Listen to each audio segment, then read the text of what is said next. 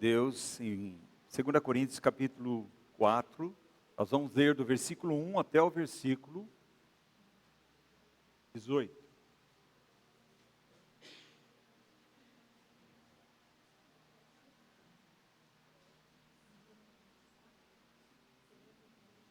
Segunda Coríntios,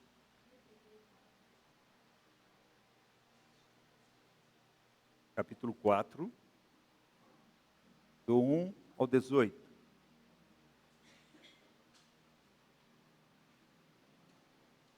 Irmãos, prestem atenção na leitura, sigam na sua Bíblia.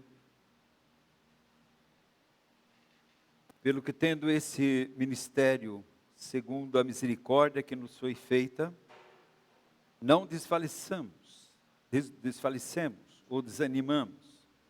Pelo contrário, rejeitamos as coisas que por vergonhosas se ocultam, não andando com astúcia, nem adulterando a palavra de Deus. Antes, nos recomendamos a consciência de todo homem na presença de Deus, pela manifestação da verdade. Mas se o nosso evangelho ainda está encoberto, é para os que se perdem que está encoberto, nos quais o Deus desse século cegou o entendimento dos incrédulos, para que não resplandeça a luz do evangelho da glória de Cristo, o qual é a imagem de Deus, porque não nos pregamos a nós mesmos, mas a Cristo Jesus como Senhor, e a nós mesmos como vossos servos, por amor de Jesus. Porque Deus que disse, das trevas resplandecerá a luz, Ele mesmo resplandeceu em nossos corações, para a iluminação do conhecimento da glória de Deus na face de Cristo. Temos, porém, esse tesouro em vaso de barro, para que a excelência do poder seja de Deus e não de nós. Em tudo somos atribulados, porém não angustiados, perplexos, porém não desanimados, perseguidos, porém não desamparados, abatidos, porém não destruídos, levando sempre no corpo o morrer de Jesus, para que também a sua vida se manifeste em nosso corpo mortal. Porque nós que vivemos somos sempre entregues à morte por causa de Jesus, para que também a vida de Jesus se manifeste em nossa carne mortal. De modo que em nós opera a morte, mas vós a vida, tendo, porém, o mesmo espírito da fé que está escrito: eu criei, por isso é que falei. Também nós cremos, por isso também falamos, sabendo que aquele que ressuscitou o Senhor Jesus, também nos ressuscitará com Jesus e nos apresentará convosco. Porque todas as coisas existem por amor de vós, para que a graça, multiplicando-se, torne-se abundante em ações de graças, por meio de muitos, para a glória de Deus. Por isso, não desanimamos. Pelo contrário, mesmo que o nosso homem exterior se corrompa, contudo o nosso homem interior se renova dia a dia, porque a nossa leve e momentânea tribulação produz para nós eterno peso de glória, acima de toda comparação. Não atendendo nós nas coisas que se veem, mas nas que não se veem, porque as que se veem são temporais, e as que não se veem são eternas. Vamos orar. Pai querido, nós precisamos tanto, Senhor, da Tua misericórdia, da Tua graça. A Tua misericórdia tratando os nossos pecados, e a Tua graça tratando as nossas fraquezas. Ajuda-nos, Senhor. Precisamos tanto do Teu Espírito, que Teu Espírito Santo possa falar, conduzir, orientar, ser toda a nossa suficiência diante da Tua palavra. Queremos ouvir a Tua voz, Senhor. Estamos cansados de ouvir palavras de homens, e que não seja nessa noite mais uma palavra de homens, mas que seja a palavra do Teu Espírito Santo. Oramos agradecidos no nome de Jesus. Amém. Mas, irmãos, sabemos que a primeira carta de Coríntios é uma carta de exortação. Sabemos que todas aquelas movimentação daquela igreja, que poderíamos dizer que hoje, na visão da igreja, hoje, no geral, seria uma igreja avivada. Porque o que elas tinham? Tinham todos os dons. Havia uma manifestação dos dons. Eu imagino que naquela reunião havia um alvoroço, uma desordem. E se você for ver a primeira carta aos Coríntios, Paulo vai dizer para aqueles irmãos, e eram irmãos, e são irmãos, ele vai dizer assim: não pude falar para vocês como espirituais, mas como carnais.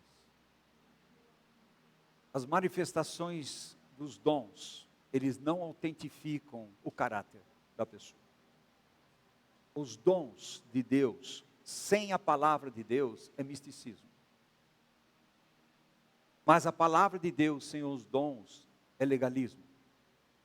Nós precisamos, porque Deus nos deu.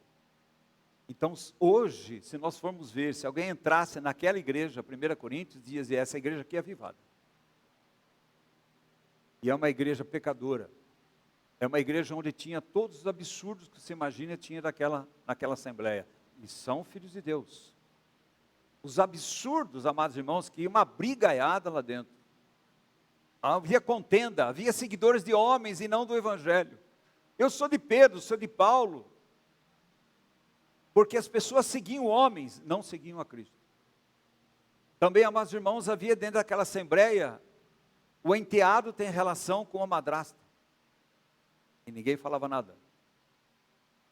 Naquela assembleia também havia grande problema em relação aos casamentos. Casa outra vez, não casa, com quem eu caso, e é uma confusão, 1 Coríntios 7. Quando você vai, 1 Coríntios 11, amados irmãos, nós vemos uma ceia relevada ao ridículo, porque aquele não era a mesa do Senhor. Eles reuniam para comer e beber, encher a cara. Não tinha visão do que é a ceia do Senhor, a mesa do Senhor. E aqueles irmãos também tinham grandes dificuldades em relação à ressurreição de Cristo e à nossa ressurreição com Cristo. É para esses irmãos que Paulo escreveu, o Espírito Santo escreveu a primeira carta. Quando você vai para a segunda carta, amados irmãos, você não vê todas aquelas manifestações de todos aqueles dons. Eles não são errados. Mas cuidado de você ficar com os dons sem a palavra de Deus. O inimigo imita muita coisa numa assembleia. Uma assembleia tem que ter decência e ordem. Não é uma assembleia morta. Não é uma assembleia viva, onde Cristo é a vida de cada um dos membros dessa assembleia. A segunda carta, meus irmãos, a gente já vê, aquela igreja se arrependeu. E você vê algumas coisas tão maravilhosas que aconteceram naquela igreja. E uma delas, amados irmãos, é o bom perfume de Cristo. Ele não podia falar isso na primeira carta, porque ali era um bom perfume da carne, que não é um bom perfume, é um péssimo perfume. Não havia testemunho, havia simplesmente um ajuntamento, onde o homem é central, onde os dons eram centrais, onde a glória do homem era central, e não se tratava do pecado. Hoje também é assim. Não se trata do pecado. Amados irmãos, você acha que Cristo veio a esse mundo por quê? A priori, amados irmãos, é porque Deus tem o seu supremo propósito antes da eternidade, mas em segundo plano, por causa do pecado. Se a igreja não trata o pecado, se cada irmão não trata o pecado pessoal, há uma contaminação do coletivo. Mas eles agora são um bom perfume de Cristo. Não é só isso. Agora eles são a carta de Cristo. Porque foi escrita pelo Espírito Santo no coração. Não são as emoções que autentificam a sua espiritualidade. Apesar que um homem espiritual tem emoções. Mas não são elas que autentificam. O que autentifica os filhos de Deus é o bom perfume de Cristo. É uma carta de Cristo. É saber que está sendo conformado a Cristo, a sua imagem e semelhança. Quando você pega o capítulo 4, vai dizer sobre o ministério. E aqui, amados irmãos, é um alerta para mim e para você. Quando você lê o capítulo 4, você precisa ler o capítulo 3. Mas você tem que ler o final do capítulo 3, que vai dizer assim no versículo 18. E todos nós, com o rosto desvendado, contemplando como por espelho a glória do Senhor, somos transformados de glória em glória em sua própria imagem, como pelo Senhor, o Espírito Santo de Deus. Se você, amados irmãos, aqui é o Espírito Santo de Deus. Então, nessa noite, nós gostaríamos de dizer um pouquinho sobre o caráter do ministério sobrenatural do Evangelho da Nova Aliança. A abrangência do Evangelho, amados irmãos. Talvez seja uma das coisas mais menosprezadas hoje, seja o Evangelho. Por quê? Porque se prega um outro Jesus, se prega um outro Espírito, se prega um outro Evangelho. Não pregam a Cristo. Não existe Evangelho sem cruz. Não existe Evangelho sem a morte de Jesus. Não existe Evangelho sem a encarnação de Jesus. Não existe Evangelho sem a crucificação de Jesus. Não existe Evangelho sem o sepultamento de Jesus, ressurreição de Jesus, exaltação de Jesus e entronização de Cristo como Senhor lá no céu. Não existe, amados irmãos. Todo Evangelho que sai, passa longe da cruz, não é Evangelho. Quer ver só? O próprio Pedro, Mateus 16, eles têm 4 características ali de todo o ministério de Jesus. Mas uma delas vai dizer: tu és o Cristo, Filho de Deus vivo. Imediatamente Deus falou: Pedro, não foi carne nem sangue que te revelou, foi meu Pai. Presta atenção. Esse mesmo Pedro, Jesus diz assim: eu vou para Jerusalém e vou morrer. Ele chama Jesus de lado e ele quer dar uma orientação para Jesus. Ele diz para Jesus: não vai para Jerusalém, porque o Senhor vai morrer, nós também vamos. O que Jesus diz para ele? Arreda-te de mim, Satanás. Você não pensa nas coisas de Deus, você pensa nas coisas dos homens. Isso é o Evangelho sem cruz. É as coisas dos homens, não são as coisas de Deus. Porque as coisas de Deus são centralizadas no seu Filho, Jesus Cristo. Tudo é em relação ao seu Filho. Então nós vemos aqui, amados irmãos, algumas verdades, do versículo 1 até o versículo 6, nós vemos algumas verdades sobre o que é o ministério verdadeiro, o que é o ministério espiritual, o que realmente é o Evangelho da graça de Deus, da nova aliança, e o que nós estamos fazendo com esse Evangelho da graça de Deus em nossas vidas. Então, primeiro vai dizer essa grandiosidade do Evangelho, vai dizer que esse Evangelho agora está em vaso de barro, para aqueles que nasceram de novo pela graça de Deus. O Evangelho está dentro de nós e nós somos vasos de barro. Depois vai dizer, amados irmãos, o que esse Evangelho produz em nós, não só salvação, mas também libertação de nós mesmos, transformação à imagem e semelhança de Jesus. Esse Evangelho me dá garantia que um dia Jesus vai voltar, nós vamos ressuscitar com Cristo e estaremos com Ele eternamente na glória. Esse Evangelho sustenta eu e você, enquanto nós estamos nessa caminhada celestial, para que nós olhemos para o invisível, não para o visível, para que nós olhemos para o celestial e não para o terreno. É o Evangelho da graça de Deus.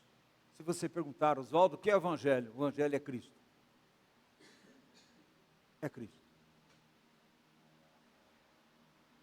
Então nós vemos aqui 4 verdades, já do versículo 1 a 6. O Evangelho glorioso, nós temos aqui, nós vamos ver cada um aspecto dele.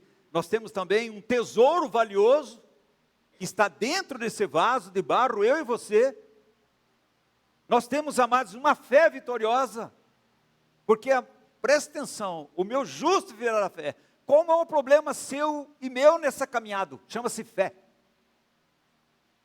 Chama-se fé. Nós temos uma boa doutrina, conhecemos uma parte boa da palavra de Deus, mas nos falta fé. Se a palavra de Deus não foi misturada com fé, não há operação de Deus. Por isso não há descanso para nossas almas, não há descanso para o povo de Deus. Aquele povo que Deus tirou do Egito, saiu do Egito, tinha o Senhor na sua presença, tinha a palavra de Deus, tinha Deus presente, mas faltou-lhe fé, faltou misturar com fé, por isso não entrar no descanso de Canaã. Nossa vida também é assim. Outra, amados irmãos, uma convicção maravilhosa que eu devo ter em você. Terceiro, não estamos a caminho do fim, nós estamos a caminho do céu. Nós devemos ater a cada aspecto da palavra de Deus e nós, fica com a Bíblia aberta, vamos ver o que Deus quer falar comigo, com você. É um Evangelho glorioso, porque é um Evangelho da revelação divina. É um Evangelho glorioso que vem à fonte ao próprio Deus. É um evangelho glorioso porque vem da glória, da eternidade. O evangelho não começou no Éden, amados irmãos. E por isso, de domingo de manhã, nós estamos estudando Gênesis. E nós vamos estudar num modo um pouco mais abrangente, sem sair da essência da palavra de Deus. Não pense, amados irmãos, que o centro de Deus é a igreja. Não é. O centro de Deus é o seu Filho, Cristo. Se você olhar no coração do Pai, você olha Cristo, vê Cristo. Mas se você olhar no coração de Cristo, vê a igreja. Desde a eternidade, lá em Apocalipse diz que Jesus foi morto, o Cordeiro foi morto antes da fundação do mundo.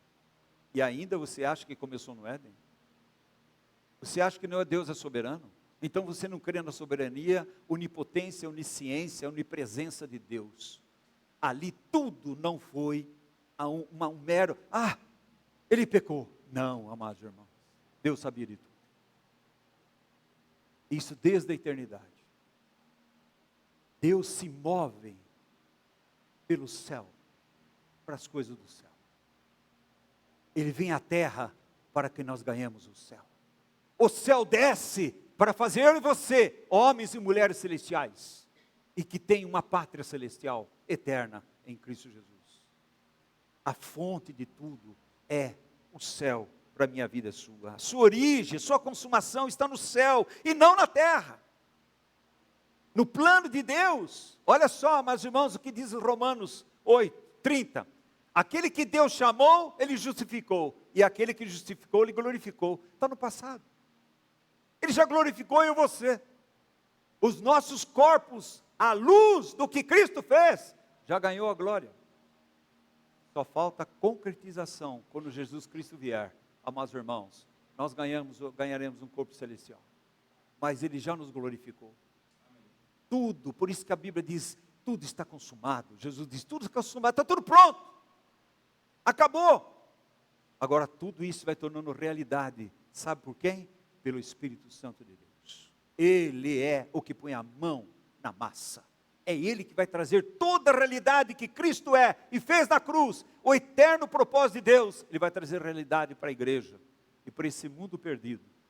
Onde Cristo está sendo deixado de lado dentro da sua própria igreja. Seu poder é a sua oferta graciosa. Seu poder é irresistível. Há uma graça irresistível. Mas irmãos, você nunca vai dizer assim, eu fui a Jesus. Nunca faça isso. Você nunca vai dizer assim, eu aceitei Jesus, não faça isso. Nunca vai dizer, estou dando uma chance para Jesus, não faça isso. Porque você estava morto, cego, perdido. Quem buscou você foi Cristo. Quem chamou você foi Deus. E quem convenceu você do pecado foi o Espírito Santo de Deus. Tudo é obra de Deus, amados irmãos. Não é do homem. Mas nós invertemos o Evangelho. O Evangelho, decida você. Você quer ir para o céu ou para o inferno? Não, quero ir para o céu. Então decida. Amados irmãos. Isso não é Evangelho. Olha, a palavra de Deus diz, sua evidência luminosa, o mover a Ele é de Deus e não do homem. Não fosse vós que escolhesse a mim, eu escolhi você. Eu escolhi você, você é o eleito antes da fundação do mundo, na eternidade, eu elegi você. Não pergunte, não discuta isso, creia. Você nasceu de novo, você é um eleito. Não discuta. Porque foi Deus que buscou, foi Deus que escolheu, foi Deus que justificou, foi Deus que consumou toda a obra da redenção em Cristo Jesus. Mas irmãos, esse portanto do versículo 4:1 diz assim, pelo que é portanto, quando ele termina o capítulo 3:18, que agora, amados irmãos, com os olhos desvendados, quem tirou a venda dos nossos olhos? Foi o próprio Senhor. Senão jamais nós iríamos enxergar duas coisas, a nossa tremenda condenação, o pecado, e nós não íamos enxergar a graça de Deus através da cruz. Por isso, primeiro você nasce de novo para depois se arrepender. Um morto não se arrepende. Irmãos, nós invertemos o Evangelho. A Bíblia diz, se você não nascer de novo, você não pode ver, e você não pode entrar. Primeiro nasce, depois você vê, depois você entra. E quem dá o novo nascimento? é Deus, através do Espírito Santo de Deus. É uma obra sobrenatural, é um milagre de Deus na minha vida e na sua vida. Você não tenta explicar, creia, amados irmãos. Nós vemos isso tão maravilhoso na palavra de Deus. Então o Evangelho é concedido pela misericórdia divina, está no versículo 1. Pelo que tendo esse ministério, segundo a misericórdia que nos foi feita. Quem fez a misericórdia? Quem deu a misericórdia? Foi Deus. E o que é misericórdia? É Deus não me dando aquilo que eu mereço. O que eu mereço? Condenação eterna, o inferno. E o que é a graça? É Deus me dando aquilo que eu não mereço. Por isso, quando Cristo foi levantado, sabe o que lá beijou naquela cruz? A graça e a justiça se beijaram. Por isso você está aqui. Então, tudo vem da graça e misericórdia de Deus. O que move o coração de Deus é o seu amor, é a sua graça. O Filho de Deus, ele nasce por causa da graça de Deus. Ele continua perseverante por causa da graça de Deus. E ele vai estar um dia face a face com Jesus por causa da graça de Deus. Tudo vem da graça do Senhor.